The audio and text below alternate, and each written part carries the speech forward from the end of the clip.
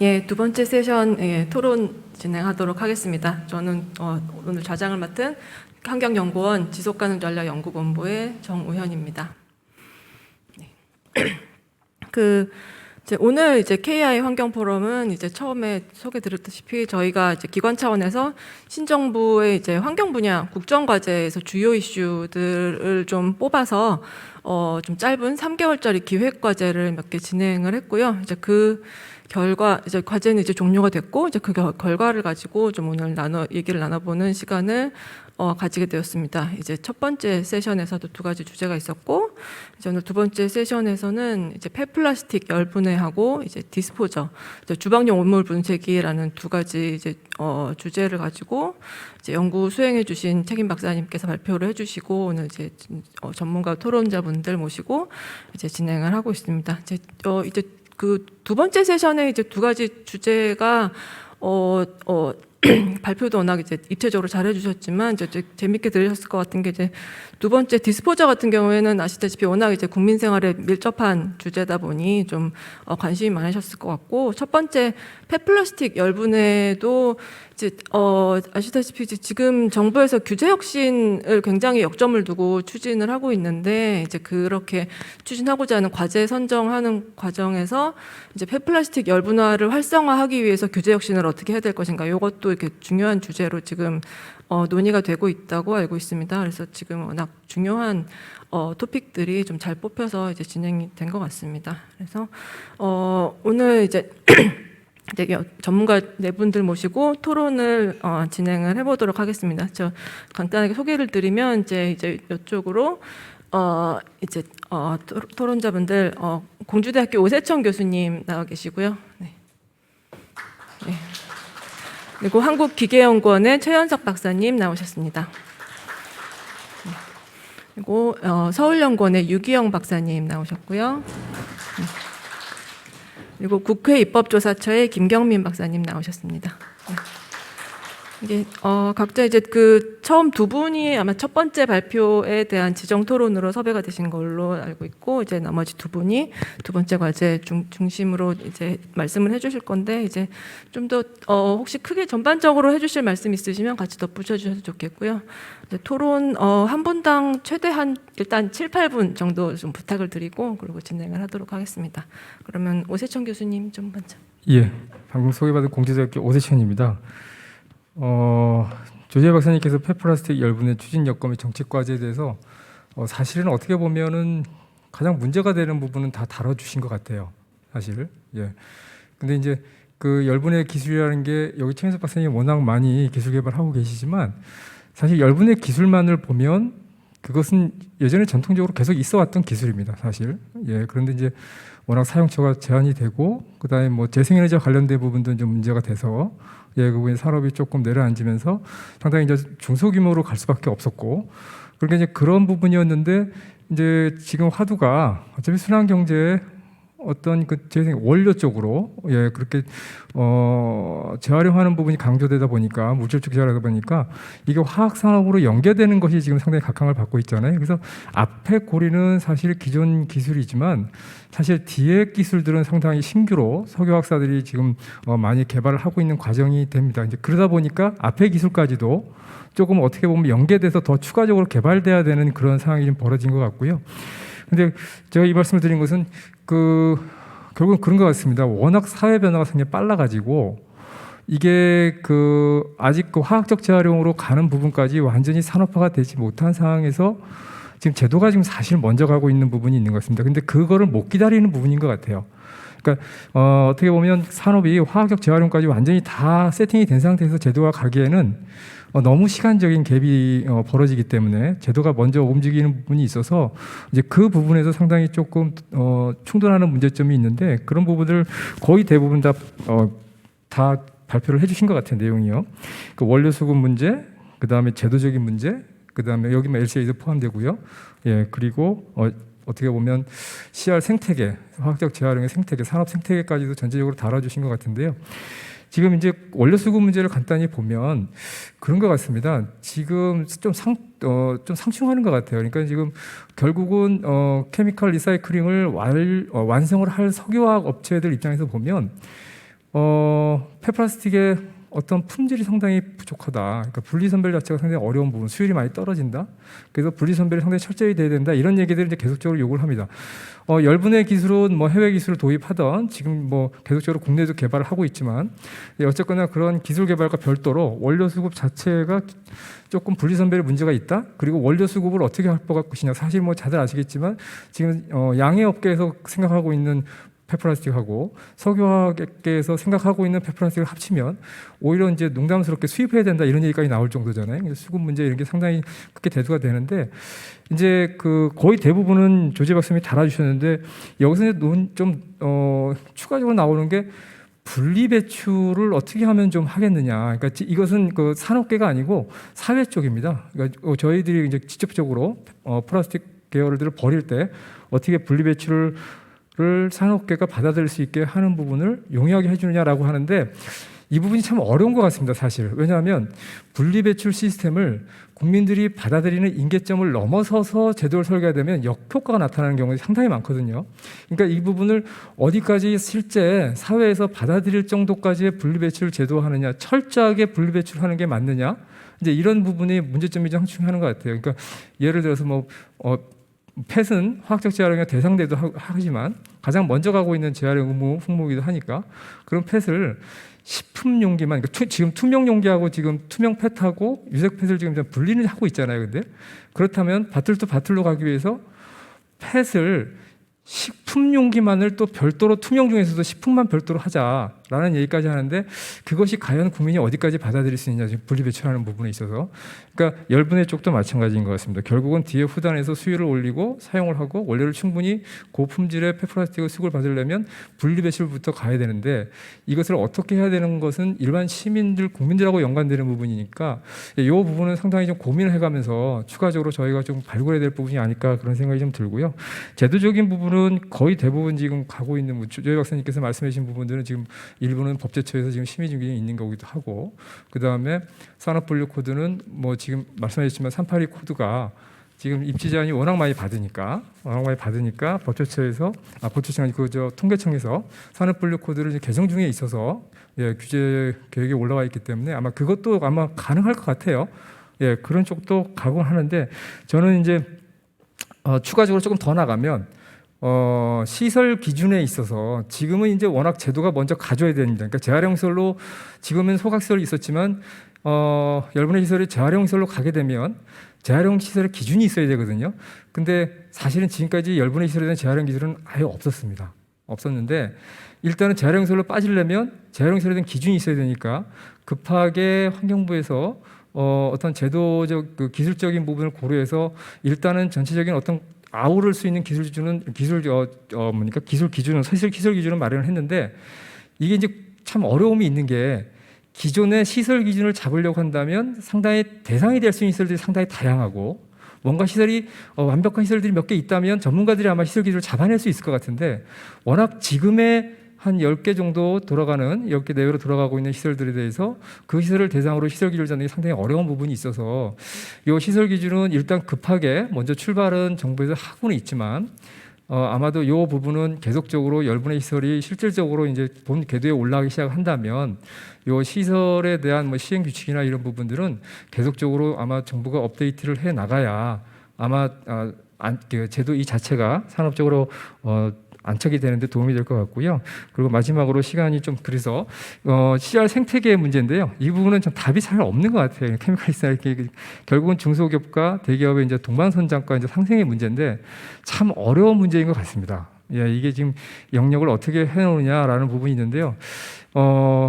이 부분은 조금 시간이 걸리더라도 아까 조재 박사님께서 말씀하신 것처럼 뭔가 정기적인 협의체가 있다든지 해서 이러한 부분에 중소기업의 어떤 영역, 지금의 삶을 흐트릴 수 있는 부분이 있다고 한다면 그 부분은 모니터링이 분명히 해야 되는 부분이고요.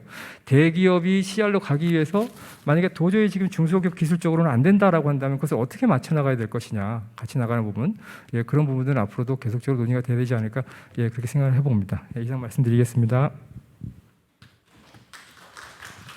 네, 말씀 감사합니다. 다음으로 기계연구원 최현석 박사님 말씀 주세요. 안녕하십니까. 한국기계연구원 최현석입니다. 조재 실장님께서 그 짧은 시간 내에 사실 그 다뤄야 될 전문야를 다룬다고 굉장히 고생을 많이 하셨을 것 같아요. 그래서 일단 어떤 과제들은 다 도출은 잘 하신 것 같고, 이제 세부적으로 어떻게 잘 이게 시행 내용들을 잘 도출을 해서 실제로 이제 액션에 연결될 것인가 하는 부분이 중요할 것 같은데요. 아마 그러기에 시간이 조금 더 필요할 것 같습니다. 저는 오수진 교수님께서 앞서 그런 좀 구체적인 부분을 다 말씀하셨기 때문에 중복되는 부분은 피하고, 지금 우리 폐 플라스틱 처리와 관련한 세계적인 어떤 움직임들 몇 개 소개해 드리는 걸로 그렇게 중요성을 좀 강조해 보는 걸로 말씀을 드리겠습니다. 그 플라스틱 잘 아시겠지만 아까 발표에서도 나왔지만은 이제 기계적 재활용, MR이라고 하는 기계적 재활용, 또 CR, 화학적 재활용, 오늘 주된 관심사였죠. 화학적 재활용, 열적 재활용, 이렇게 이제 방법들이 있는데, 사실 우리 교과서에 보면은 가장 우선순위로 기계적 재활용을 놓고 있습니다. 물질 재활용이라고 하지요. 근데 그건 사실 맹점이 있습니다. 그게 그냥 씻어가지고 다른 플라스틱 제품 만드는데 그냥 원료로 그냥 플라스틱 그대로 혼입을 해서 다시 제품을 만들고, 그게 이제 반복이 되다 보면은 결국은 플라스틱이 질이 자꾸 떨어지기 때문에 품질 좋은 그런 고급 플라스틱 제품을 만들 수는 없어요. 결국은 자꾸 몇 번 사용하다 보면은 그게 이제 다른 처리를 해야 될 수밖에 없고, 그 다른 처리라는 게 지금 보통 태워서 이제 열적 재활용을 하는 것이죠.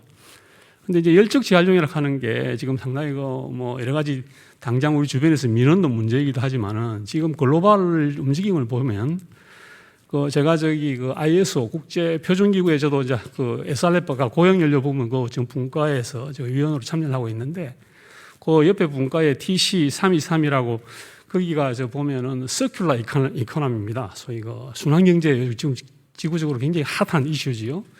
그걸 다루는 부분이 거기에 관련된 표준들 정하는 부분인데, 거기에 보면 이 폐플라스틱 이 부분에 대해서 열적 재활용은 서큘러 이코노미가 아니고 리니어 이코노미다 이렇게 돼 있어요. 선형 경제다. 지금 우리가 추구하는 거는 순환 경제인데 자원이 돌아야 되는데 리니어 이코노미라서 그래서 가장 후순위다 이렇게 돼 있습니다. 최후의 방법이라는 것이죠. 권장하지도 않는 부분이고, 이런 식으로 움직이다 보니까 결국은 화학적 재활용이 이제 가장 중요한, 그리고 가장 효과적인 것으로 이렇게 대두가 되는 겁니다. 아까 발표 내용에도 바스프에 보면 그런 열분의 이유가 일반 연소 패스하는 것보다도 이산화탄소 저감하고 좋다는 그런 결과들이 있었지요. 네, 그런 차원입니다. 그래서 이제 화학적 재활용이 더 돼야 되고, 그런 차원에서 이제 제가 지금 활동하고 있는 TC300 SRF 분과에서도 사실 SRF는 연소 처리이기 때문에 리니어 이코노미라서 이래가 안 되겠다가 방향을 재작년에 틀었습니다. 그러니까 틀었다기보다는 화학적 재활용을 포함을 시켜가지고 SRM 머티리얼을 넣었습니다. 그게 이제 화학적 재활용의 재료를 포함한 것이죠. 그 방향이 완전히 틀어지고 있습니다. 그래서 화학적 재활용이 가장 중요한 어떤 재활용 방법으로, 특히 플라스틱은 굉장히 가치가 좀 크다고 보거든요. 그런 움직임들이 있어서 이제 지금 오늘 환경연구원에서 하신 이 테마는 정말 중요하고, 우리 국가적으로도 굉장히 임팩트가 잘하면 굉장히 임팩트가 큰 그런 테마가 될 것이라고 보고 있고요. 잘 해주시기를 바라고, 조금 더 한 소개를 더 드리면 세계적인 동향을 보면 지금 주로 처음에 제안은 유럽 쪽에서 됐는데 Alliance for End of Plastic Waste라는, 우리말로 해보면은 폐플라스틱 종식 연맹이라 할까요? 예, 그런 게 이제 2019년에 출범이 됐습니다. 잘 아시는 유수의 다우케미칼, 바스퍼 이런 데 중심이 돼가지고 처음에 27개가 출발했는데 지금 69개까지 늘었습니다. 하는 일들이 이제 사실 기금을 많이 내지요. 세계적인 굴지 회사들이기 때문에 큰 돈을 내가지고 지금 해양의 각 동남아나 저런 태평양 이런 섬국가 이런 데 있는 폐플라스틱들 다 수거하는 그런 문제, 또 하천으로 유입된 플라스틱이 못 들어가게 방지하는 그런 시설 설치 문제, 이런 거 하고 실제로 액션을 합니다. 하면서 요즘 이제 화학적 재활용 기술 지원 쪽에서 굉장히 관심을 가지고 또 지원을 합니다. 그렇게 해서 우리나라도 SK케미칼이 그게 지금 가입이 돼 있거든요. 그래가지고 지금 그런 활동들, 미국에도 또 다른 유수한 그런 단체가 있습니다. 이제 미국에 보면 그게 이제 브라이트마크이라는 회사가 있는데, 그 브라이트마크이라는 그 회사는 그 이제 그 미국 그 단체 이름이 그 ARAP라고 그것도 얼라이언스입니다. 플라스틱 처리하는 얼라이언스인데 거기 브라이트 마크를 했는데 그것은 우리 SK 케미칼이 그 열분해 시설 도입하는 기술선이 그 브라이트 마크입니다. 그 회사 거기 들어 있어요. 그래서 이렇게 굉장히 움직이고 있는 부분이고 우리나라도 당연히 지금 오늘 뭐 환경영역원도 이 중요한 테마로 다룰 수 있지만 뭐 정부도 지금 그 계획을 우리 나름의 계획이 있지요. 뭐 석유화학 분야 쪽에서 뭐 2030년까지 18%가 뭐 그렇게 하는 부분, 정유화학도 불순물 없애고 대형 열분해 플랜트 개발하는 이런 내용들을 가지고 있죠. 열심히 뭐 해 나가야 됩니다. 그래서 그런 제반 사항에 필요한 오는 어떤 법적인 거라든지 원료부터 입지라든지 전 부분을 잘 다뤄주셔 가지고 일단 출발은 굉장히 뭐 골고루 잘 된 것 같고요. 이제 어떻게 잘 해야 되느냐 하는 부분이 남아 있습니다. 실제로 지금부터 이제 또 뭐 새로운 다른 또 시작이라고 볼 수 있겠고요.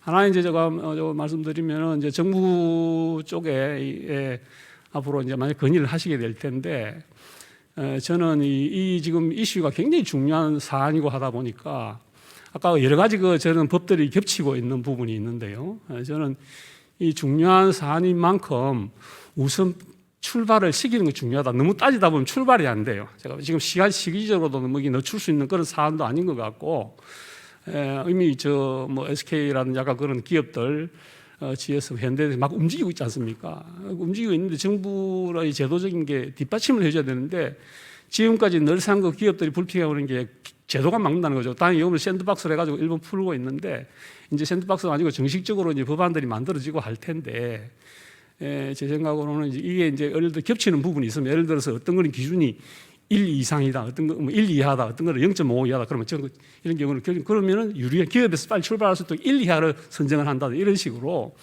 해서 빨리 출발해서 잘 갈 수 있게 우선 출발시키고 가면서 보고 이제 점점 안정화되어 나가겠죠. 그에 따라서 새로 이제 적정하게 조정해 나가는 좀 이렇게 유연하면서도 적극적인 이런 정부 자세가 굉장히 중요하지 않느냐.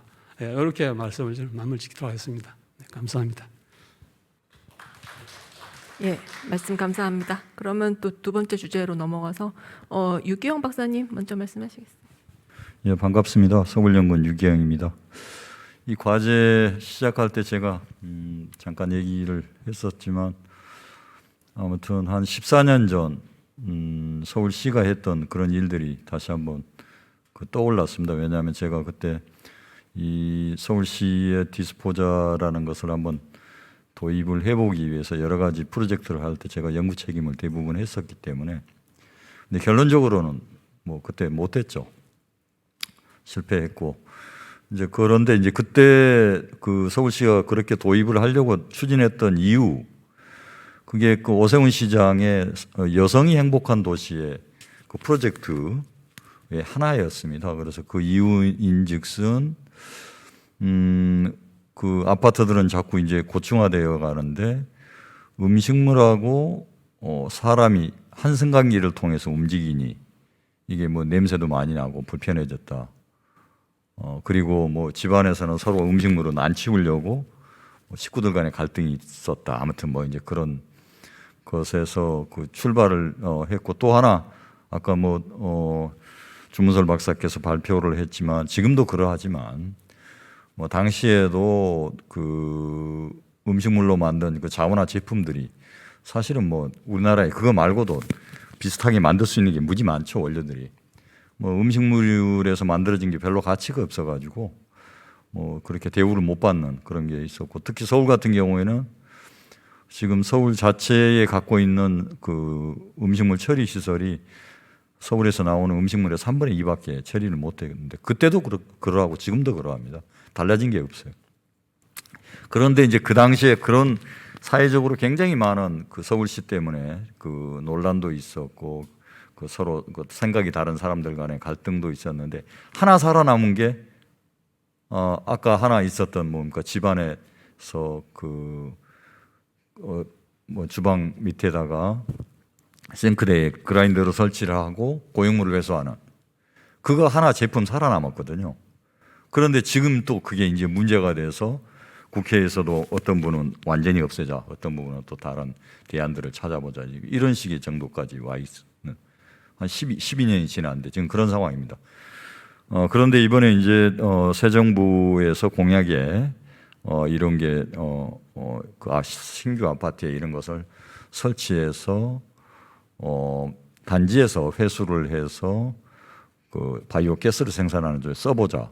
이제 이런 제안이 있어서 아마 이제 이게 출발이 됐고 그런 거 그렇게 됐는데요.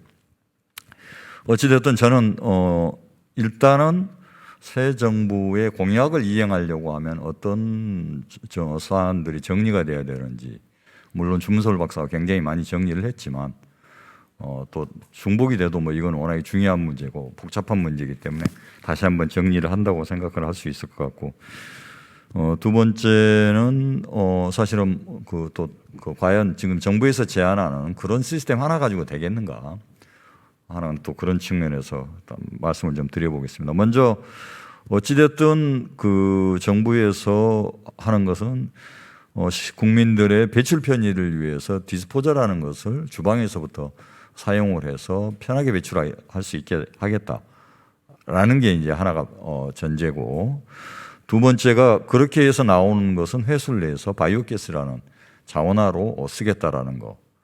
그 다음에 신규 아파트라는 게 이렇게 있습니다. 하지만 이제 우리가 봤을 때 여기에서 신규란 영어는 사실은 시간이 지나면 도시의 건물들이 다시 재건축이 되기 때문에 나중에는 다 모든 건물이 다 설치될 수 있다는 얘기여서 뭐 그건 상당히 큰 범위의 이게 사업이다라고 생각할 수 있겠고, 아무튼 그래서 이런 공약 이행의 필요 조건을 보면 먼저 이게 지금은 여기에서는 눈에 보이는 게 디스포저처럼 보이지만 실제로 그 전에 같이 병행되고 선행돼야 되는 게 바이오가스 회수시설 설치입니다.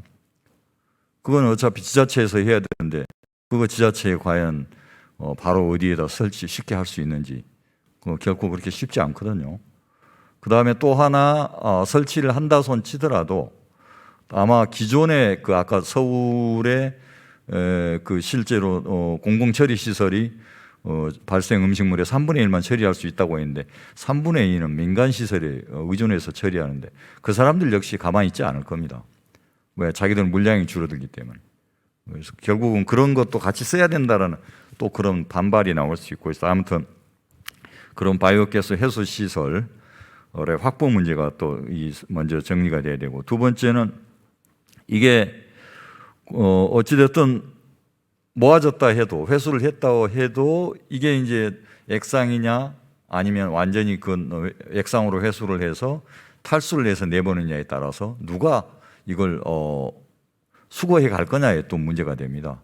이게 액상일 경우에는 기존 정화제 업체도 있을 수도 있고, 근데 고상일 경우에는 청소업체들이 또 수거하게 될 거고, 아무튼 이게 좀 복잡한 문제가 남게 될 거고, 그 다음에 이게 어찌됐든 우리 법에서 지금 환경부 고시에 따르면 고용물에서 80% 이상이라는 것을 실정법에서 우리가 준수를 해야 되기 때문에 이게 과연 거기에 지금 디스포자 시스템만 가지면 그냥 거기에 80% 회수라는 것에 거기에서 허용을 해주고 그 다음에 인증을 해주고 하는데 이거 역시도 시스템이기 때문에 시스템 전체에서 80% 이상 회수를 하느냐에 대한 인증 제도가 필요할 수밖에 없는 거죠.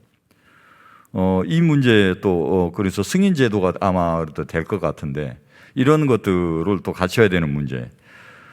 그 다음에 이제 아까 하수도 얘기했었지만 사실은 이게 모든 건물들이 한꺼번에 설치를 하게 되면 아마 그 도시에서 이게 하수 처리장의 용량에 크게 부담이 되는지 안 되는지 금방 압니다. 근데 지금 이거 같은 경우에는 신규 건물이기 때문에 단계적으로 설치를 해 나가는 거거든요. 그러면 하수 처리장이 이게 들어간다는 것은 이걸 위한 전용 하수 처리장을 설치할 수는 없는 거기 때문에 결국 20% 또는 물에 녹아있는 BOD, COD라든가 이런 것을 처리하기 위해서 하는 것은 결국 기존의 하수 처리장의 용량 중에 남아있는 것을 이용한다는 얘기인데 여기에 과연 그 용량 내인지 아닌지를 확인하려고 그러면 결국 그 지자체에서는 어느 건물에 얼마 정도의 규모로 설치가 되는지를 알아야 나중에 급박한 상황일 때 이걸 막을 수 있다는 거죠. 그 이상은 승인을 안 해주고 결국은 허가제로 가야 된다는 겁니다.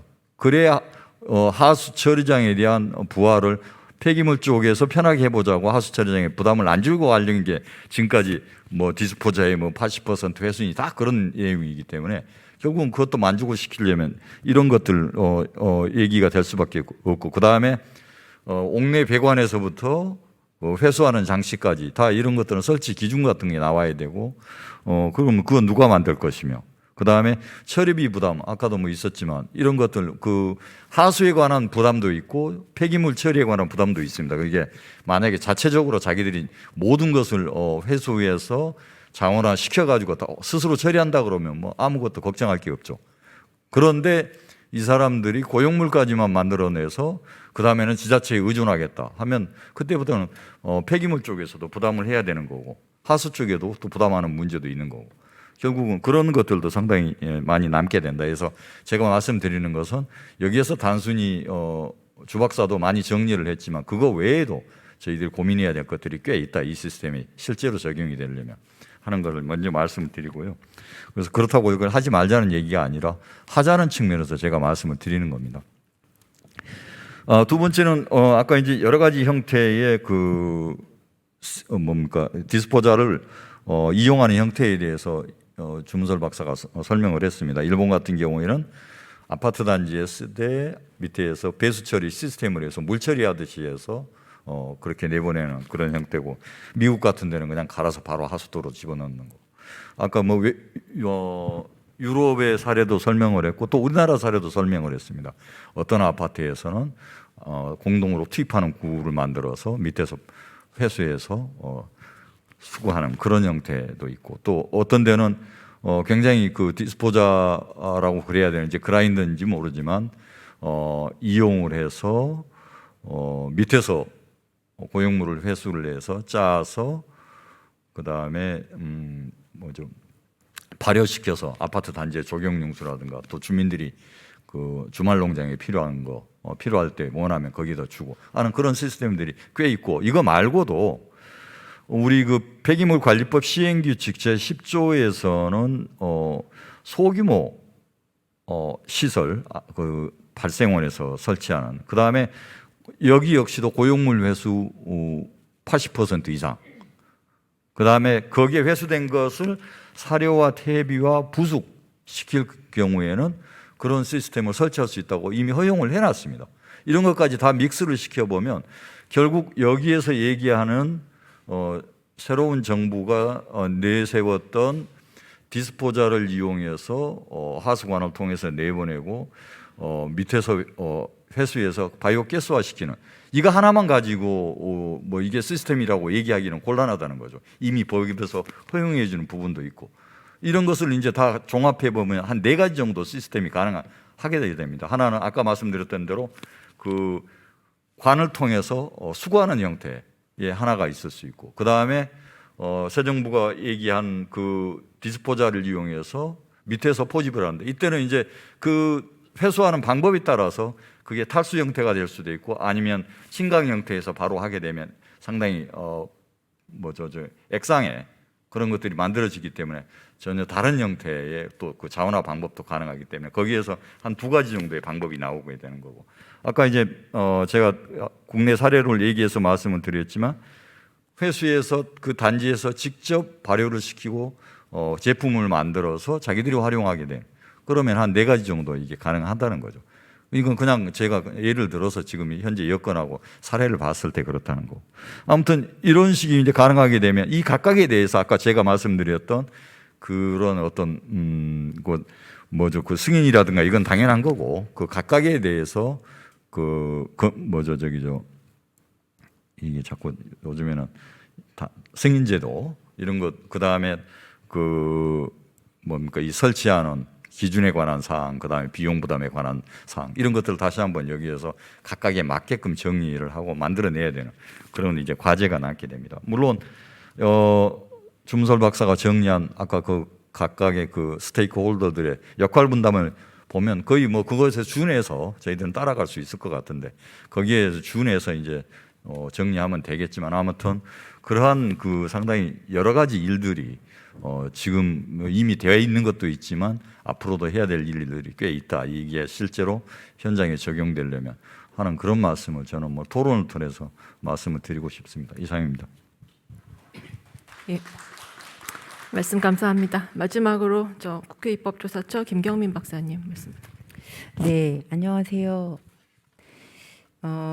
이 새 정부가 들어서 이 디스포저에 대해서, 그러니까 정확히 얘기하면 고형물 회수장치 부착 디스포저에 대해서 공약으로 되어 있던 부분들은 사실 국민이 불편하기 때문에 이런 생각들을 했을 거라고 생각하고, 그거는 이게 뭐 이 정부뿐만이 아니라 계속해서 어떤 정부에서든지 계속 얘기가 나왔기 때문에 이런 부분들은 혹시나 이번이 안 된다, 혹시 그렇다면 다음 정부에서 또 나올 얘기이기 때문에 이 부분들은 계속 연구와 그다음에 이제 정책적인 판단은 좀 이렇게 좀 심화해서 해 나갈 필요가 있다라고 생각을 합니다.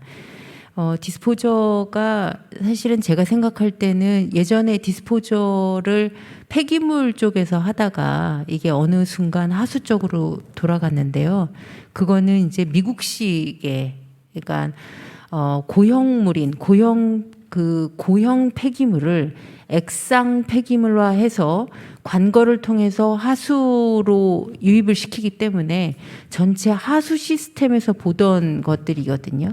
그거는 미국식 방법을 지금 따와서 했던 건데, 이렇게 고형물 회수 장치가 부착된다든지 아니면 하수로 받아들이기 좀 힘들고 중간에서 서서, 그러니까 관거를 통해서 액상은 흘러가야 되는 건데 이거를 멈추고 액상이 아닌 고형 폐기물의 어떤 처리 시설을 중간에 부착한다면 사실은 이건 하수로 보기는 상당히 어려운 부분일 것 같습니다. 그래서 이런 부분들이 여러 가지가 좀 섞여 있어서 미국의 사례 아니면 일본의 사례, 유럽의 사례를 우리나라에 이렇게 적용하기는 좀 힘들겠다라는 생각이 들고요.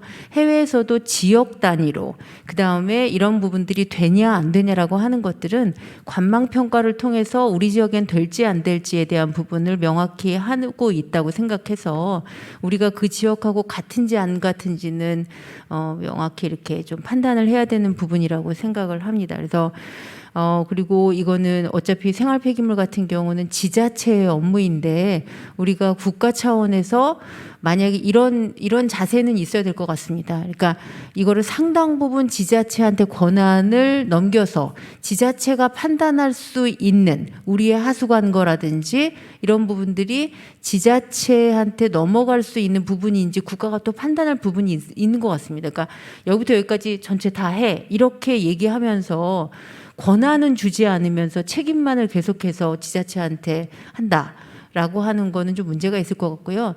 지자체 같은 경우도 지금 이제 유 박사님께서 말씀하셨지만 이게 만약에 하수를 통해서 농도가 높은 것들이 만약에 간다라고 한다면 지역은 이게 하수에 부하를 주는 거고, 하수는 솔직히 말해서 이 지자체마다 지금 현재 총량제 그 총량 관리를 하고 있거든요.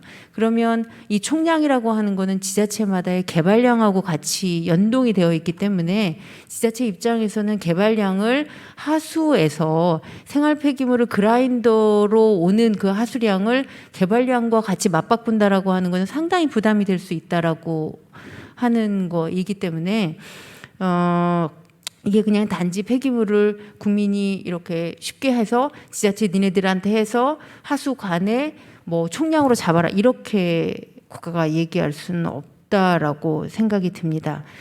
그리고 이게 국가 차원에서 본다라고 한다면 재활용률이라고 하는 통계가 지금 재활용이 잘 돼서 우리가 음식물 폐기물이 90% 재활용이 되고 있다고 계속 통계 자료는 발표를 하고 있는데, 이게 이제 재활용 시설에 반입이 되면 재활용이 됐다고 카운트를 하는 이 통계적인 오류에 대한 부분들을 어떻게 할 것인지에 대해서도 우리가 연구를 좀 해야 될 필요가 있습니다. 전 세계적으로 너무 재활용률이 음식물 폐기물이 높은 굉장히 잘하고 있는 나라이거든요.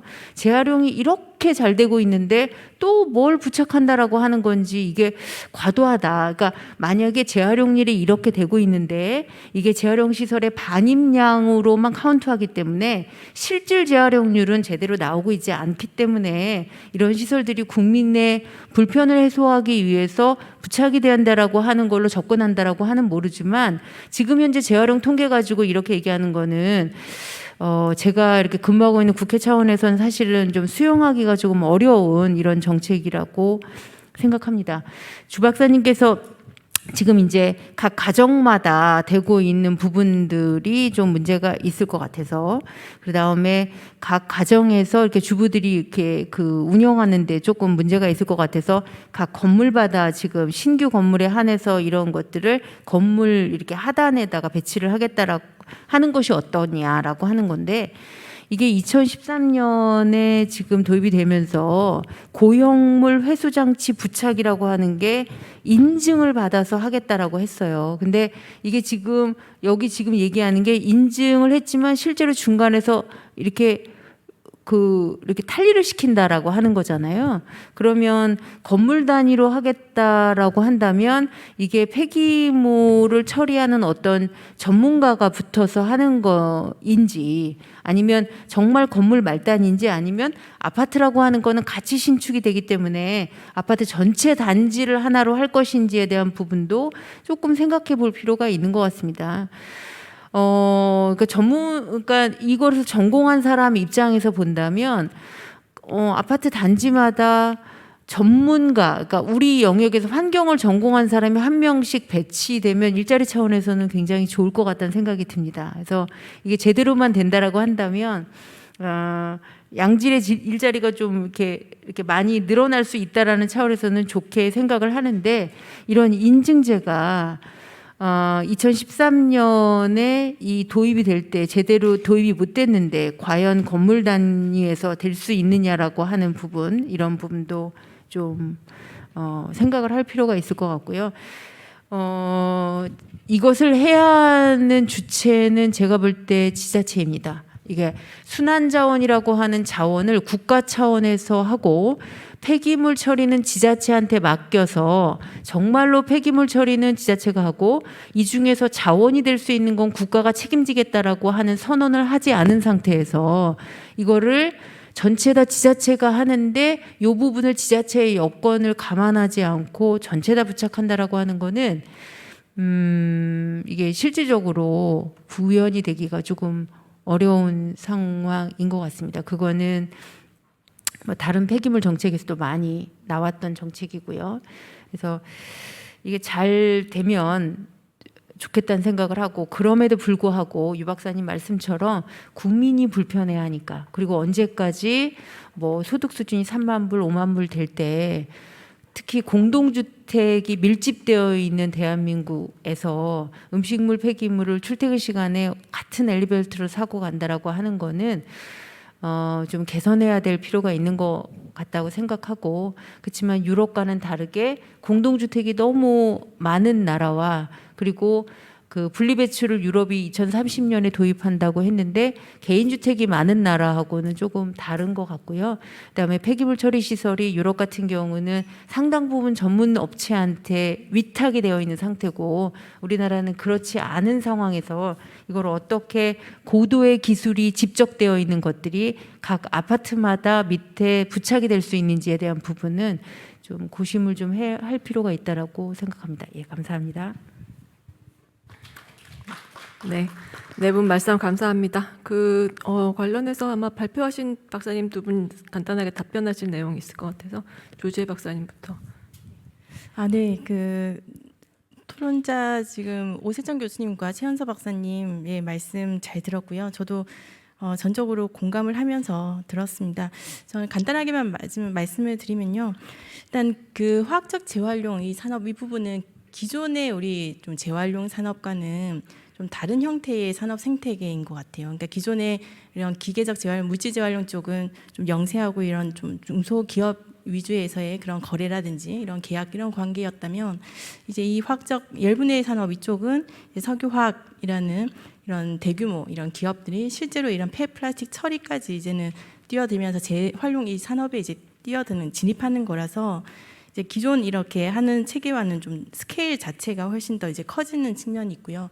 그리고 앞으로 자원순환 산업이 경쟁력을 가지고 그리고 경제성 이런 부분을 확보하려면 저는 스케일업이 굉장히 중요하다 생각하거든요. 그리고 이 국내 시장만 이제 봐서는 안 되고요. 이제 국제 시장까지 글로벌 그런 동향, 그런 확장성까지도 고려해야 되기 때문에 이런 화학적 재활용 이쪽 열분해 산업 이 부분에 대한 기대가 크면서도 또 한편으로는 이제 기존에 있던 그런 산업과의 어떻게 이 부분을 유연하게 잘 이제 진입을 시킬 것인가에 대한 그런 과제가 남아 있는 것 같습니다. 그래서 앞으로 기존의 그런 재활용 업계와의 그런 상생 방안, 이런 협력 방안 이런 부분들이 이제 많은 논의를 거쳐가지고 좀 하나씩 이제 만들어 나가야 될 것 같습니다. 예, 오늘 이렇게 좀 논의할 수 있는 그런 장을 마련해 주셔서 감사드리고요. 예, 이것을 마치겠습니다. 네, 주문솔 박사님. 네, 지금 토론자분들이 말씀하신 것처럼 이런 그 주방용물 분쇄기를 사용하는 것에 대한 기대와 우려가 지금 섞여 있는 상황입니다. 그래서 사용함에 있어서 지금 말씀하신 것들을 실제로 해보지 않으면 이렇게 알 수 없는 것이기 때문에 그런 좀 실증 사업들을 통해서 이런 검증하는 과정 그리고 공론화하는 과정, 합의에 이르는 과정이 반드시 필요하다고 생각이 들고요.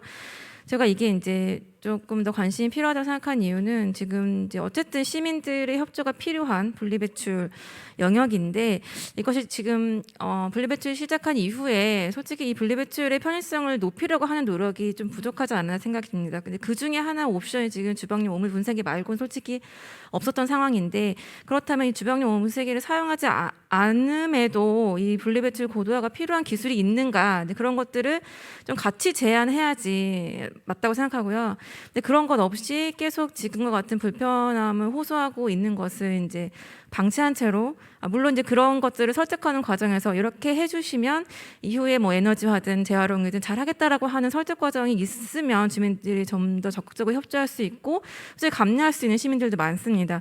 지금 주방용 오물 분쇄기를 사용하는 것을 이제 좀 고민하시는 분들 상당수도 이것이 진짜 환경적으로 유해한지 아니면 뭐 괜찮은지에 대한 판단을 할 수 없기 때문에 좀 고민하시는 분들이 있는 것도 사실이기 때문에 좀 시민분들을 믿고 이런 그 뒤의 정책, 시민의 참여가 필요한 부분 그리고 시민들이 분리배출한 그 음식물 폐기물을 어떻게 기술적으로 잘 환경적으로 자원화하고 활용할지에 대한 기술 부분, 기술 개발의 부분 그리고 그 부산물을 순환시키는 건 솔직히 기업 입장에서도 할 수 없고 지자체나 정부의 역할도 필요한 부분이거든요. 그 세 가지가 조화가 이루어지지 않는 한 계속 어딘가는 정체되고 협조가 언젠가는 되지 않을 수도 있고 하는 부분들은 좀 심각하게 받아들일 필요가 있다고 생각합니다.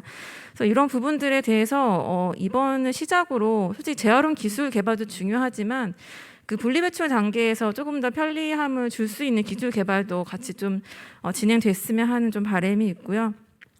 그래서 지금 어쨌든 이 하수에 영향을 미치는 부분은 또 전문적인 또 지식을 요하기 때문에 이 폐기물 분야나 하수 처리 분야도 같이 협조해서 특히나 이제 결과적으로는 이 유기성 자원을 어떻게 유용하게 처리할 것인가 하는 공동의 목표가 있다고 생각하고 그런 부분에 기업들도 이것을 단순히 시장의 확장으로 생각해서 그냥 이 주방용 오물 분쇄기를 설치하고 끝나는 게 아니고 이 부산물을 잘 활용할 수 있는 기술까지도 같이 좀 제안을 해주시면 이런 우려들이 조금 더 적지 않을까 생각이 듭니다. 네, 이상입니다.